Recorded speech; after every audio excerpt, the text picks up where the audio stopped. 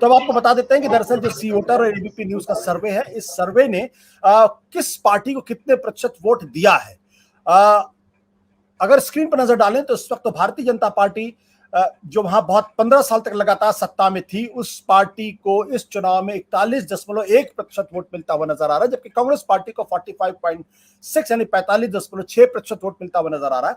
जो बगल में आंकड़े दिए गए 33%, यानी 2018 में बीजेपी को 33% वोट मिला था और उसको इस वक्त 8% का वोट उसका बढ़ता हुआ दिखाई पड़ रहा।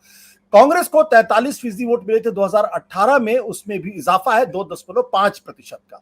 लेकिन बीजेपी के वोटों में जबरदस्त इजाफा होने के बावजूद भी बीजेपी और कांग्रेस के वोटों में अभी भी तकरीबन 4.5% वोटों का फासला है। ये क्यों फासला है और इसके आधार पर कितनी सीटें किसको मिल सकती है, इस पर चर्चा करेंगे। लेकिन उसके पहले एक चीज और आपको बता देते हैं कि दरअसल सरकार का जो प्रदर्शन है उसको लेकर जब सी वोटर और एबीपी न्यूज ने लोगों से पूछा, बातचीत की, तो क्या नतीजे आते हैं। 46% लोग कह रहे बेहद संतुष्ट हैं बघेल सरकार की जो का प्रदर्शन है। संतुष्ट कितने? 31%, बहुत बड़ा आंकड़ा है। 46-71 मिला दे तो तकरीबन ये पड़ता है 77%। असंतुष्ट कितने? सिर्फ 19%।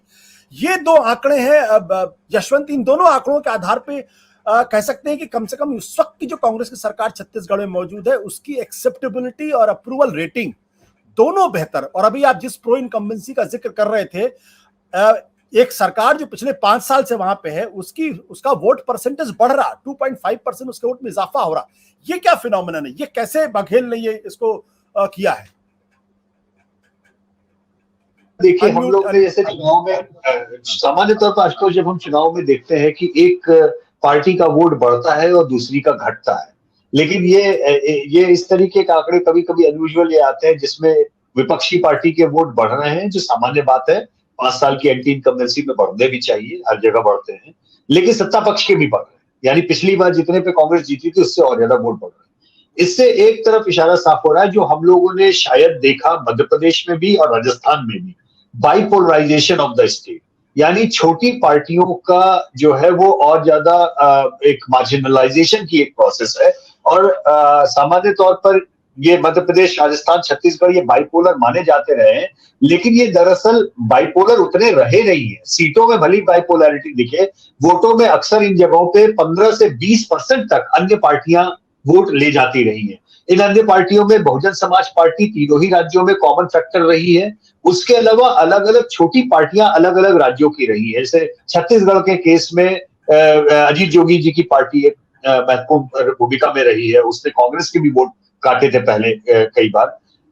लेकिन अब ऐसा लग रहा है तीनों ही राज्यों में एक फर्दर बाइपोलराइजेशन, जो कि हमने उत्तर प्रदेश के चुनाव में आशुतोष एविडेंटली देखा। उत्तर प्रदेश के चुनाव जब बाइपोलैरिटी की ओर हम बात कर रहे थे, ठीक यही आंकड़े हम देख रहे थे और हमने कहा था कि बाइपोलैरिटी हो रही है, यानी कांग्रेस स्क्वीज आउट हो गई, 2-3% पे सिमट गई। बहुजन समाज पार्टी उत्तर प्रदेश में भी स्क्वीज आउट हो गई, क्योंकि लोग बराबरी की लड़ाई, जब दो लोगों को देख लेते हैं कि दो घोड़े पे हमको वोट देना है, 2 हॉर्स रेस है, और हमको बाकी जगहों पे वोट अपने जाया नहीं करने हैं। ठीक वही हालत अब छत्तीसगढ़ में है। बीजेपी के जो वोट बढ़ रहे हैं वो एंटी इनकम्बेंसी के कारण नॉर्मल रूटीन में बढ़े हैं। कांग्रेस के भी वोट उसमें जो बढ़े हैं वो प्रो इनकम्बेंसी का सेंटीमेंट है। मेरा ये मानना है सामान्य रूप से बघेल साहब की मुख्यमंत्री की दावेदारी तो अलग विषय है, लेकिन मेरे ख्याल से एज ए चीफ मिनिस्टर वो कांग्रेस के गिने चुने वैसे चीफ मिनिस्टर्स में रहे जिनके अगेंस्ट में नाराजगी या गुस्सा वैसा नहीं पनपा। अगर हम कंपेयर करें सीधे सीधे अभी जैसे राजस्थान के चीफ मिनिस्टर थे, तो राजस्थान और छत्तीसगढ़, अगर आप एक पत्रकार के नाते आशुतोष अध्ययन कीजिए, पिछले 5 साल में राजस्थान ने किन कारणों से हेडलाइन बनाई, क्या वो पॉजिटिव कारण थे या नेगेटिव, और बघेल साहब के अंडर में छत्तीसगढ़ ने किन कारणों से हेडलाइन बनाई, तो आपको अंतर समझ में आ जाएगा। तो बघेल साहब की पॉपुलैरिटी व्यक्तिगत रूप से निस्संदेह अच्छी है और वो पार्टी को खींच रहे हैं, ये कहने में गुरेज नहीं होना चाहिए। लेकिन उनकी दिक्कतें अलग किस्म की हैं। वो दिक्कतें काफी हद तक वैसी ही है जो डॉक्टर रमन सिंह की हो गई थी। मसलन 3-3 बार के चुनाव जीते हुए एमएलए जब काम नहीं करते हैं क्षेत्र में, तो रमन सिंह जी की भी पॉपुलैरिटी बहुत ज्यादा थी, लेकिन उसके बावजूद जो एंटी इनकम्बेंसी माइक्रो लेवल पे इकट्ठा होती चली गई एमएलए के अगेंस्ट में, उसका उनको काफी झटका उठाना पड़ गया। तो बघेल साहब को शायद अपनी पॉपुलैरिटी से कोई प्रॉब्लम नहीं है, अपनी पार्टी को वो खींच रहे हैं। और सरकार की भी रेटिंग वो दरअसल बघेल साहब की रेटिंग है। वो सरकार की अमूमन वैसे कामकाज की रेटिंग नहीं है, वो मुख्यमंत्री के ही काम की आप रेटिंग एक तरह से मान लीजिए। बिल्कुल, हम अपने दर्शकों को बताएंगे दरअसल कितनी सीटें कांग्रेस पार्टी को मिल रही, कितनी बीजेपी को मिली, लेकिन उसके पहले यशवंत एक सवाल और, ये जो बेहद संतुष्ट है 46% लोग हैं और संतुष्ट 31% लोग, इसका मतलब ये 77% छत्तीसगढ़ की जनता जो है वो भूपेश बघेल के कामकाज से संतुष्ट है, या किसी एक योजना की वजह से आपको दिखाई पड़ी है, क्या रिफ्लेक्ट हुआ है, या फिर ओवरऑल जिनका गवर्नेंस है या एडमिनिस्ट्रेशन है उसकी वजह से संतुष्टि का फैक्टर नजर आ रहा है?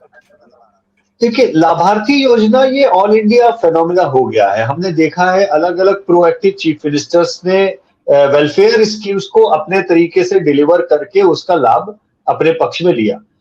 डॉक्टर रमन सिंह जी चावल वाले बाबा कहलाते थे, तीन टर्म्स उन्होंने जो निकाले वो उस लाभार्थी योजना में निकाले, और उसी की कंटिन्यूटी में मुझे लगता है कि कई स्कीम्स रही हैं जो उनकी काम कर गई हैं अच्छे से, और उनकी डिलीवरी भी हुई है ग्राउंड पे, तभी उनके नंबर्स भी आ रहे हैं उस तरह से। और एक पूरी तरह संतुष्ट वो वाला ब्लॉक होता है आशुतोष, जो कि अंत में आपका अपना कोर वोट डालने के लिए आपको निकल के आ जाता है। जो मीडियम संतुष्ट वाला ब्लॉक है, ये पॉजिटिव और नेगेटिव दोनों तरीके का होता है। इसको अपोजिशन भी टैप कर सकता है, प्रोवाइडेड अपोजिशन ज्यादा बेहतर और एग्रेसिव दिखाई दे। एक उनके लिए अच्छी बात यह है कि बीजेपी बहुत एग्रेसिव छत्तीसगढ़ में नहीं रही है। मतलब डॉक्टर रमन सिंह एक तरह से रिटायरमेंट मोड में है, उनके ना तो बीजेपी ने उनको प्रोजेक्ट किया है, ना बीजेपी ने उनकी जगह पे किसी को प्रोजेक्ट किया है। तो दोनों ही स्थितियों में एक वैक्यूम है अपोजिशन की लीडरशिप में सामने, जिसका एक वैक्यूम का स्टार कंट्रास्टिंग लाभ जो है वो मिला है। और खुद पार्टी के अंदर राजस्थान जैसी घमासान नहीं है। राजस्थान सचिन पायलट के नेतृत्व में जीत के गहलोत साहब को बनाया गया, लेकिन यहाँ पर ठीक है, टी.एस. सिंहदेव जी का बार बार नाम उछला, बहुत सारी वो हुई, लेकिन एक बार भी आशुतोष ऐसा नहीं हुआ कि टी.एस. सिंहदेव जी की पॉपुलैरिटी वो कोई इतनी ज्यादा हमारे सर्वे में आई हो कि जो बघेल साहब के आसपास पहुंच गई हो, उनसे आगे निकल गई हो। वो लगातार नंबर 3 या नंबर 4 की रेटिंग वाले ही लीडर वहां पे दिखे हैं अभी तक। तो वो भी समस्या का उनको बघेल साहब को सामना वैसा नहीं करना पड़ रहा है जैसा कि राजस्थान का मुद्दा है, वैसी दिक्कत छत्तीसगढ़ कांग्रेस की फिलहाल नहीं दिख रही। सत्य हिंदी का ऐप डाउनलोड करें गूगल प्ले स्टोर पर।